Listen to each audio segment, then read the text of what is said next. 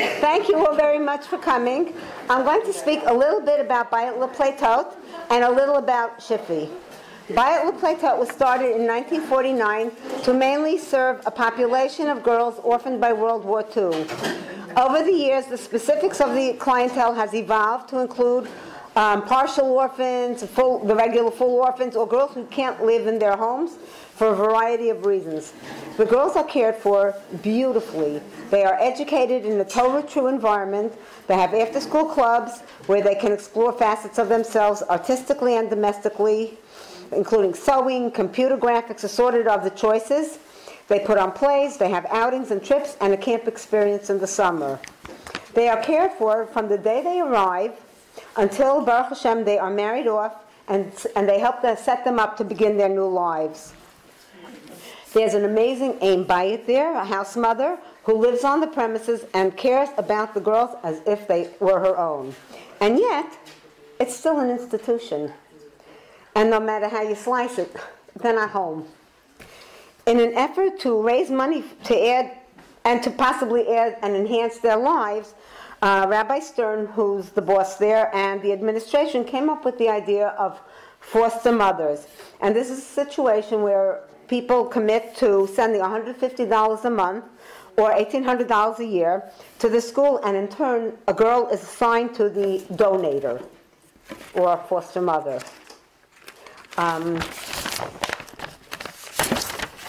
Okay. The donator can choose the level of involvement, and then she gets a girl assigned to her. I commit to this, and a girl is assigned to me. The donator can choose the level of involvement with the girl according to her comfort level and or interest.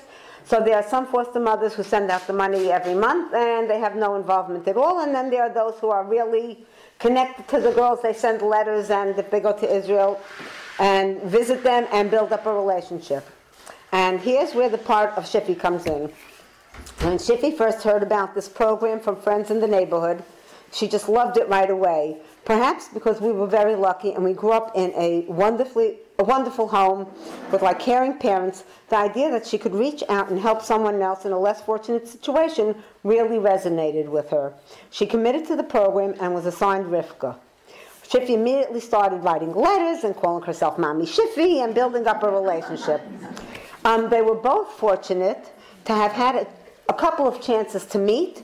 When Shiffy went to Eretz Yisrael, she went to visit Rivka, brought with her gifts and goodies and great good humor.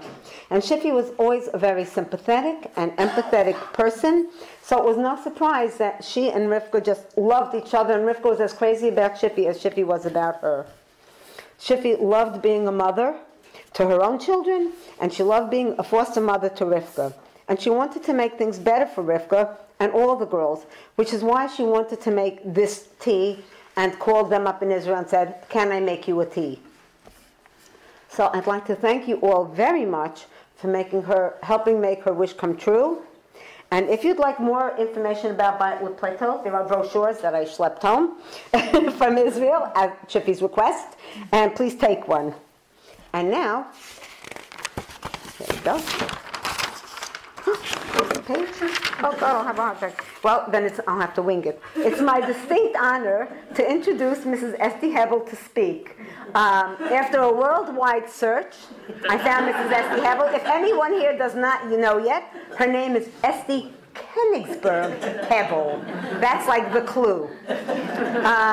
She is an educator. She is a mother.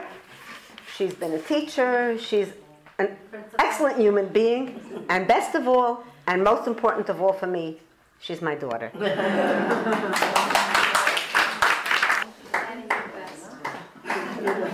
she the best? Yes. The last time I was here, she forgot to mention to anybody that we were related.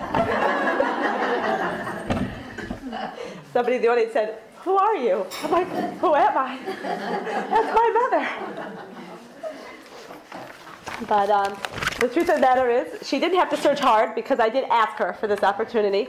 Shiffy and I had a very, very special relationship. She wasn't just my aunt. She was my first roommate, being sisterless. Whenever she would come for Shabbos, she'd bunk in with me.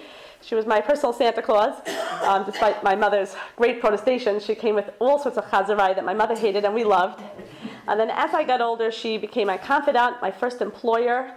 My fashion coordinator, she helped me deal with my mother through the teenage years. She knew, it's okay. She helped me sneak out and do things behind my parents' back. She tutored me through math.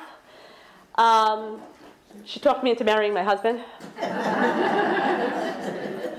She really did. So Shiffy was, to me, a little bit of everything, and it's really a privilege for me to offer at least something back, because this was a dream of hers. And when she was in the hospital towards the end, my mother said to me, she goes, I've got all these brochures. I can't even look at them. It just depressed her to even look at them sitting. She goes, I don't know, what should I do? Should I throw them out? I said, Ma, if the Eibishter will want, and Shiffy will come home, we'll help her do this. And if not, we'll do it for her. And that's where we are tonight. And my mother's contribution is the fact that you're all here. And I thank you for allowing me to make my contribution. So on that note, I'm going to need a little audience participation just to get us started, because I don't know about you, it's late and I'm tired. We got to wake up a little bit. So all you have to do is raise your hand, okay? You can tell I teach, right? Raise your hand. That's all I'm asking for you, okay? Start with the right page. Okay. Raise your hand if anybody here like getting presents. Anybody here? Okay, good. Anybody here like getting together with friends? Okay. Chocolate? A delicious cooked meal that somebody else made? A bargain? That was Shiffy's favorite. Okay, I'll raise my hand for Shiffy. Right. A cozy blanket on a cold night? Anybody here have absolutely no challenges and their life is perfect? No. The hands go down. And the reason the hands go down, because part of being a human being in Olam Hazeh is to have realities in our lives that we wish we could change, or certainly improve. And they run the gamut, and many of us have multiple ones, but they run the gamut of challenges in our finances, challenges in our health, our weight, our personal circumstances, issues in our perhaps relationships with our spouse, our children, our jobs. There's really no end to the amount of things that we have to work on. Without all of our brachos, part of living in Olam Hazeh is being weighed down by things in our realities that are not always as pleasant as we would like. And the question is, when I was choosing my topic and I was thinking about Shiffy, what inspired me most, I think, and what jumped into my head was Shiffy's ability to embrace her reality. And so what I want to talk a little bit tonight is, how can we do that? We all have realities that are going on in our lives that we would improve if we could, and sometimes we can't. And how do we embrace those realities? I think we need to start a little by talking about what is a challenge from the viewpoint of the Torah. What does it mean to have a challenge? It's a very, very famous Ramban, perhaps some of you are familiar with, where the Ramban discusses what it is to have a nisayon, a test from Hashem. And he says that the shorish of the word nisayon is nes. Nes, meaning miracle, nes also meaning a banner. Miracle in that it's divinely orchestrated, and a banner is something that we hold high when we're proud of something that we want to advertise. There's a pasuk in Tehillim that says, "Nasata l'reyacha nes lihisnoses." I gave the people who fear me a banner, lihisnoses, to lift up high, mipnei koshet sela, because that is truth, sela. Very difficult pasuk to understand. But clearly, the Ramban says the pshat in this pasuk is that our nes, our nisyonos, are our banner that we can hold high because of truth, because that is the truth and the reality of life in this world, is that we deal and cope with nisyonos that come our way. And Rav Hirsch has actually a beautiful other interpretation to the word koshet, even though the pasuk pshat is the truth, but he says it also is the shorish of lihis koshet, which is to adorn oneself, that we adorn ourselves with our nisyonos. Now, normally we think of adorning ourselves, we think of, dressing up sparkly jewelry, things like that. Adorning means to make yourself more attractive, more sparkly, to bring out your beauty. That is what a nisayon can be. It's an opportunity for us to adorn ourselves in greatness. And the Ramban says, and how do we know this to be true? Because the pasuk says, nasata l're'echa, that Hashem only gives it to, liyirach, we only give it to the people who have yira, who fear God. Nisyonos are not given to Rishayim, because the Eibishter says, let them wallow in what they are. I'm not seeking to be close with them, I'm not seeking to bring them to greatness. It's the people with Yira Shamayim, it's the people with potential for goodness, those are the people who are given the Nisyonos.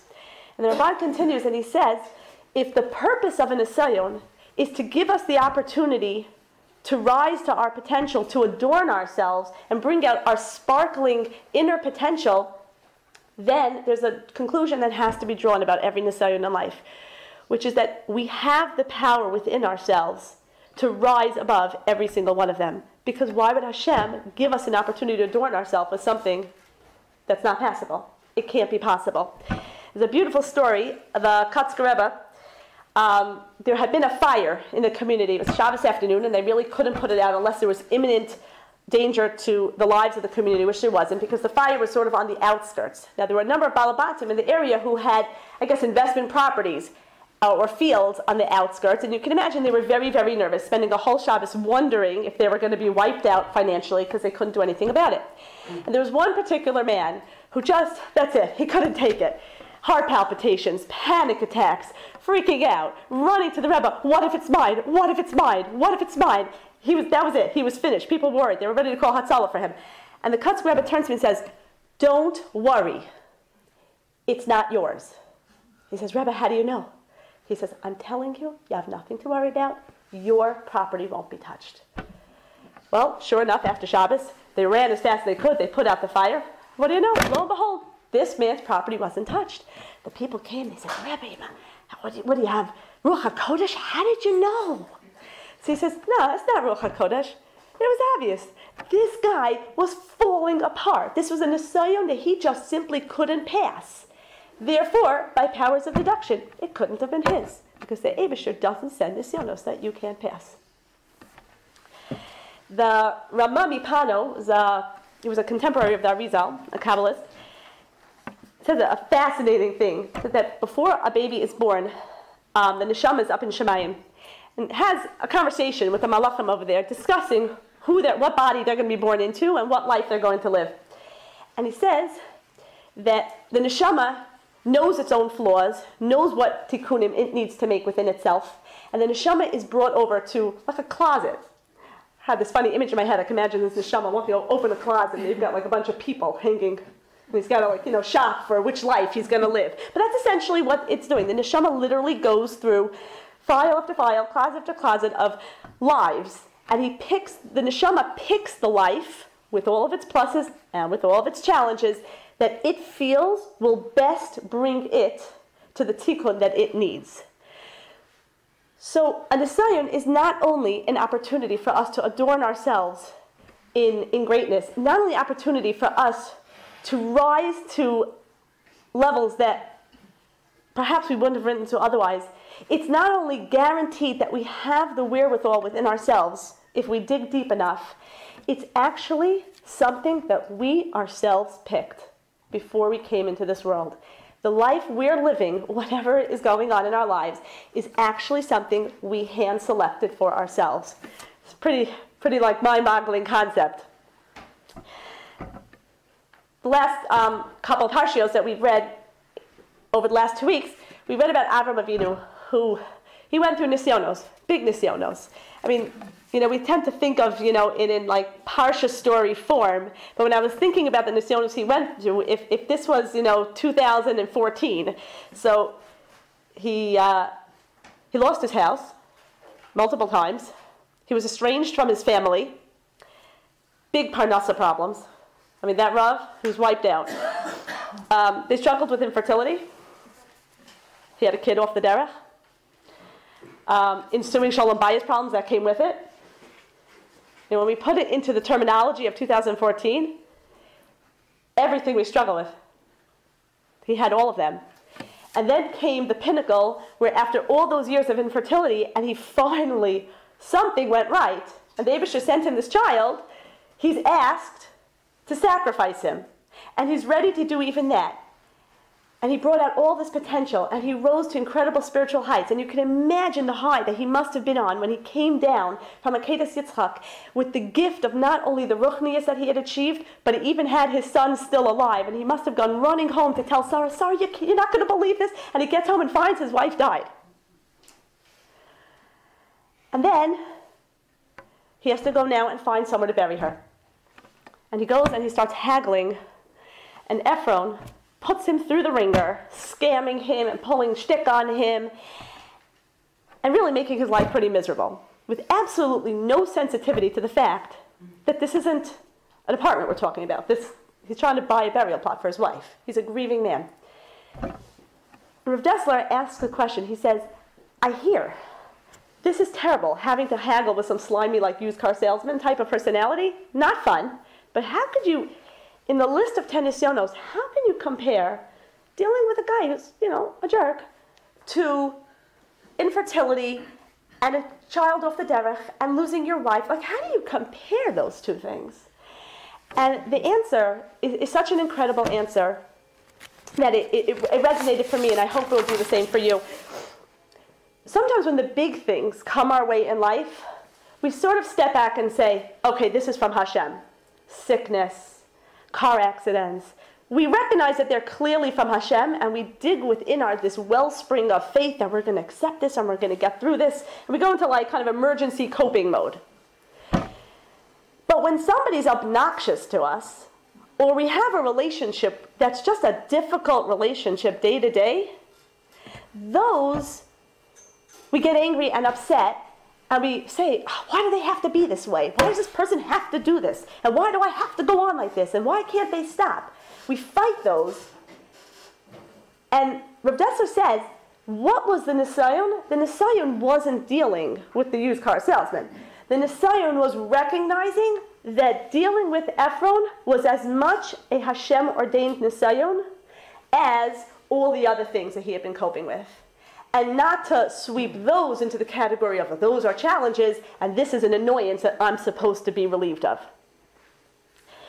And the reality is, there are so many little challenges. We don't even need the big ones. The little day-to-day challenges that irk us, that grate at our nerves, that eat our kishkas out, that we get so bogged down by. And what Dessler is saying to us, we need to step back and realize those are also an opportunity for us to sparkle and to shine and to bring out our greatest potential. I remember years and years ago, I was listening to, there was a tape club in Lakewood. This is back in the days when we all listened to tapes. And they used to have it at all the grocery stores. You joined this club, and then every week there was another tape out. And for your $1, this doesn't sound like years ago, right? $1, you got your tape of the week. And I remember I was driving to work, and I popped in my tape of the week, and I truly don't remember anything that was on this year. This must be going back 17 years ago. But Miriam Adahan was speaking, and she was talking about coping, I guess, in life or something. I really don't remember the topic, but there was one line that so grabbed me that it's kind of repeated itself, rewound many times over the years. She said when she would be driving in her car, and her kids were in the back seat clobbering each other. And anybody who's done this knows it's so unnerving. And you want to you can't even turn around to yell at them for fear that you're going to crash your car, and you just get very agitated and upset. And she said she was about to lose it, and she took a deep breath, and she caught herself.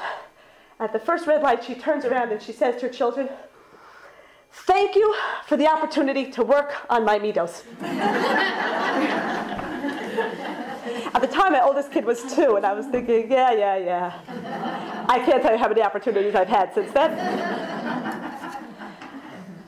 But what she was really essentially saying was, even those day-to-day aggravations, the Ephrons in our life are opportunities for us to grow and to sparkle. Rav Gershon Lieben, who was the Rosh Yeshiva of Novardok in Paris, after the war, somebody came and asked him, "You're always happy. Even during the war, you were happy. You're always in a good mood. What's your secret?" And he answered, "What's my secret? You go through life saying, why does it have to be like this? And why does it have to be like that? And then you get very, very upset. I go through life saying, who said it wasn't supposed to be this way? And if I didn't expect it to be otherwise, then why would it bother me?" And I think that brings us to the secret to really rise into the occasion of our challenges in life and our realities. We need to embrace our realities. We need to accept that perhaps they were supposed to be this way, and it wasn't an accident. This was the reality that we ourselves chose, because this was the reality that was going to bring us to the greatness within ourselves, that we could adorn ourselves and sparkle because we lived through this reality gracefully. Now, I'm saying a disclaimer. Obviously, copious amounts of tefillah and doing every hishtadlus we can make to improve our reality is certainly in order. But I'm talking about, and I think we all know, we all have realities that with all the hishtadlus in the world, we can't change. or we can't change them beyond a certain point. And that's where embracing it comes. That's where we need to say, this wasn't by accident. This is what I was meant to live right now. I actually had, a number of years ago, it's already 4 years ago, my husband and I made a big decision to move out of Lakewood, and we moved with 10 children to a new community. I had a job opportunity, he had a job opportunity. On paper, it seemed like the right move for us. And when we got there, it just simply didn't work out that way. I'd probably say the greatest gift we had from Hashem was that since not one part of it was working out, we didn't even have to make the cheshbonos of whether or not we should stay. That was like Hatzar Sasvegas, like I've never seen. But truly, the physical house was falling apart. I have these cute pictures of my husband and I scooping salamanders up in the basement with a spoon. It was bad. We tried to move to another house. It fell through. Some of my kids weren't integrating in school. My job wasn't working out. His job wasn't working out. We didn't make friends on the block. It was a living nisayon from day to day. And at one point, we went to speak to an Adam Gadol and to say, like, we need hadracha. Falling apart. It was dragging me down. You know, reaching for I went to a wedding, and a friend of mine, the Baal Simcha, mind you, pulls me over and says, "Are you okay? You look terrible." I'm like, all right, could you go back and dance? We'll talk about this another day. I went on a diet the next day. Part of it was the chocolate that I was using to get through. But it was a very difficult kufa, and we went to speak to an Adam Gadol and to say, what does the Eibishter want from me? What am I supposed to do with this? How must I? How do I get out of this? And he said many, many things that were a tremendous chizuk, but then he said one thing, and it was an epiphany for me. It was a life-altering moment, and I would say that in the 3 years that have ensued, my life has never been the same. He said, you're coming to me and you're asking me on Masai, when is it going to go away? He goes, I have no idea. I guess I was hoping he'd be like the Urim V'Tumim, and that didn't work out. So he says, and mind you, we're dealing with an 80-year-old Adam Gadol. He was almost cute. He says, in all the Sfarim that I've learned, which by now are a lot, I've never seen anywhere that there's an expiration date on Nisyonos. And I walked away and I said, this has been my mistake. Because I'm living from day to day waiting for it to change. And the disappointment when I wake up the next morning and it hasn't changed is killing me. But if I would stop and say, it isn't going to change, at least not for the time being. And the next morning, I woke up a different human being. I stopped fighting my reality and stopped trying to change it. And yeah, maybe I had shadless. We moved back. But you know what? Many aspects of our lives fell back into place, and many of them we're still reconstructing. And now, when certain things are still maybe not falling 100% back into place, I said to my husband recently, when we had an aggravation, we're still not in a permanent house, we're renting, our house is not ready, blah, blah, blah. I said to my husband, you know what? This is just next phase of that unexpired nisayon. We could do this. I once heard a beautiful mashal that a nisayon or a challenge in life is like a suitcase. When you walk with a heavy suitcase, it slows you down, trying to drag it behind you. And we have a choice in life when we have a suitcase. We can drag it behind us and let it slow us down, or we could take it, put it on the ground, step on it, and use it to get higher than we could have been had we been on the floor. And I think if step one, therefore, is accepting some of our realities and not fighting them, step number two is saying, now that I've accepted them, how can I step on them? How can I use, not just ignore my reality, how can I use this difficult reality to make myself into an amazing human being? I'm a principal at a school, we had our parents' tea. And I don't know if anybody here reads cookbooks, but one of the parents in our school, her name is Victoria Dweck. She publishes a lot of cookbooks, and she decorates on it. She goes like this, and the place looks magnificent. And I walked in, and she had set up the whole place. You can imagine it was gorgeous. And she had made these centerpieces. They were so creative and magnificent. And they were like these pieces of branch that had been cut and wood, and she picture frames and a glass thing filled with beans. And I don't know what she did, but it looked magnificent. And I said to her, Victoria, how do you do this? So she says, it's not a big deal. You go into the dollar store, and you look around and you see a bunch of things and you just pull it together. And I said, stop, Victoria.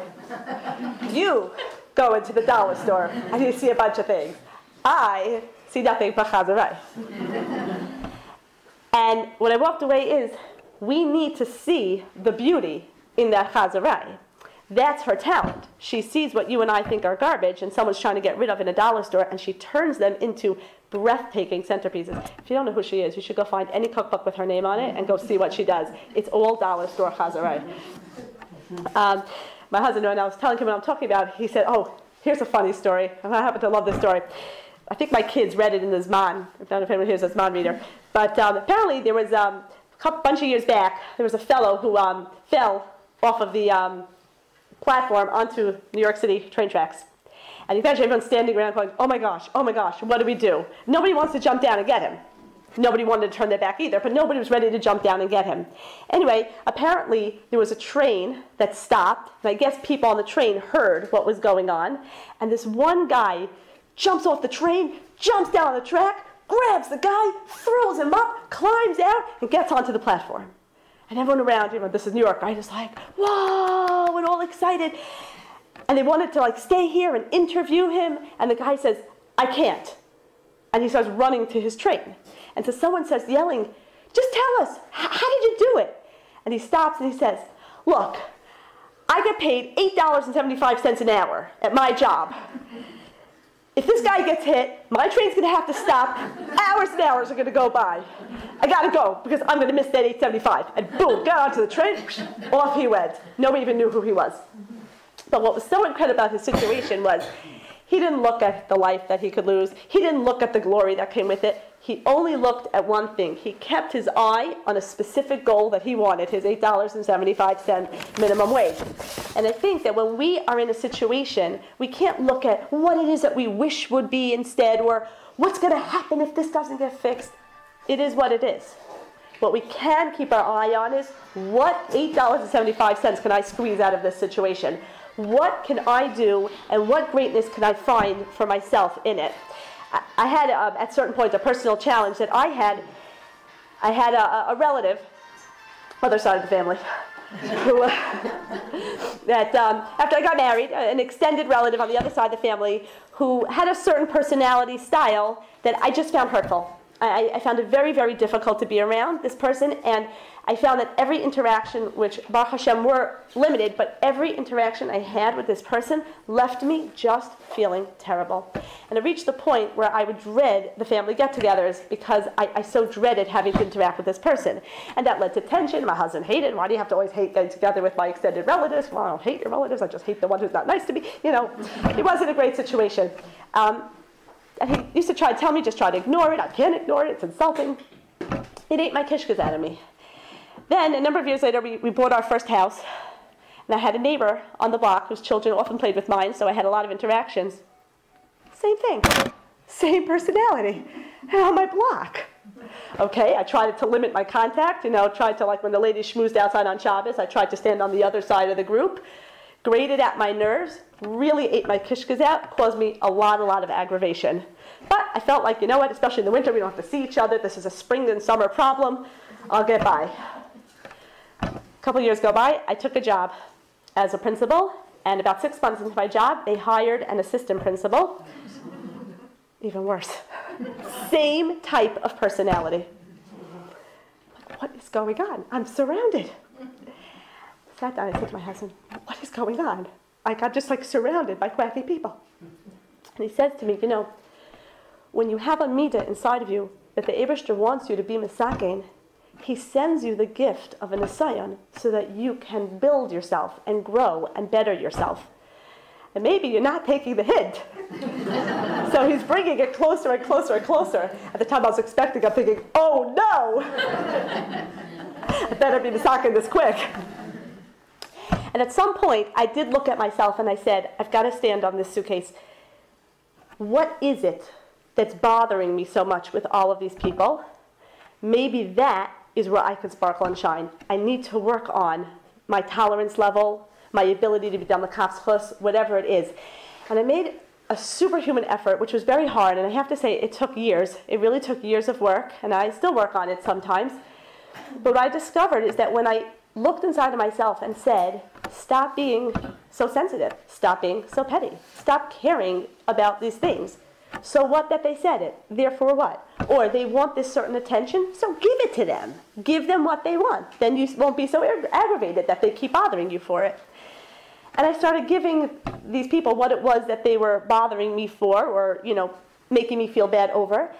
And I discovered? I started getting along with them very, very well. And then I stepped back and I said, hey, maybe I was the problem all along. Because I have a lovely relationship with every one of them to this day. Because I worked on myself. They are difficult people.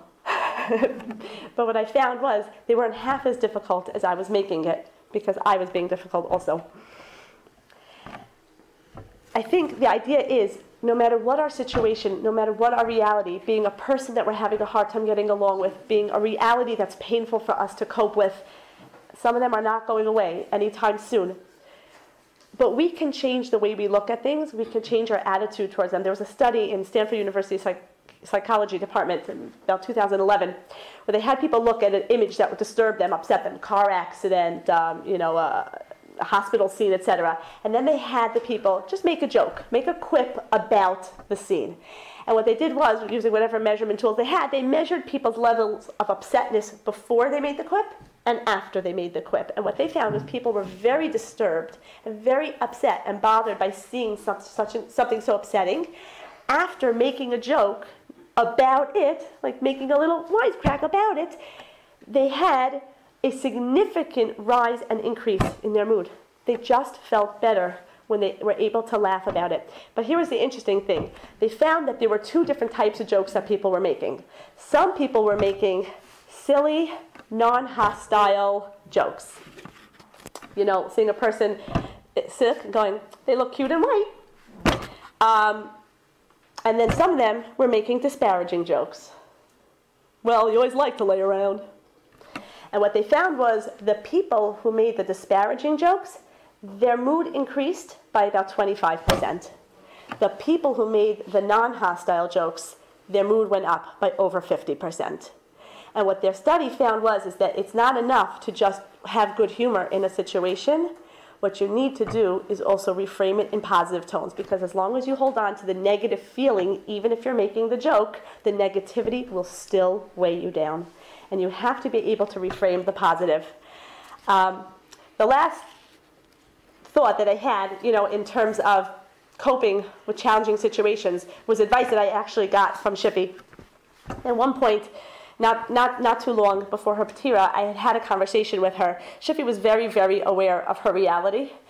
She sent my husband an email a little less than a year before her patira. It was an email that, when I saw this subject line, it sent shockwaves through my body. I sat down and cried. I couldn't bring myself to read the email. It took me a while to open it.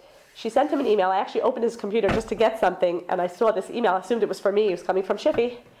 And the subject line said, "Preparing to meet my maker." And I opened it up, and it was actually addressed to my husband, who had written a sefer on Inyanim of doing things Ilui Aneshama after a patira. And she wrote an email saying that she's been struggling all these years, and she's been doing everything she can all these years to make the most out of her time here, but she knows her time is very limited.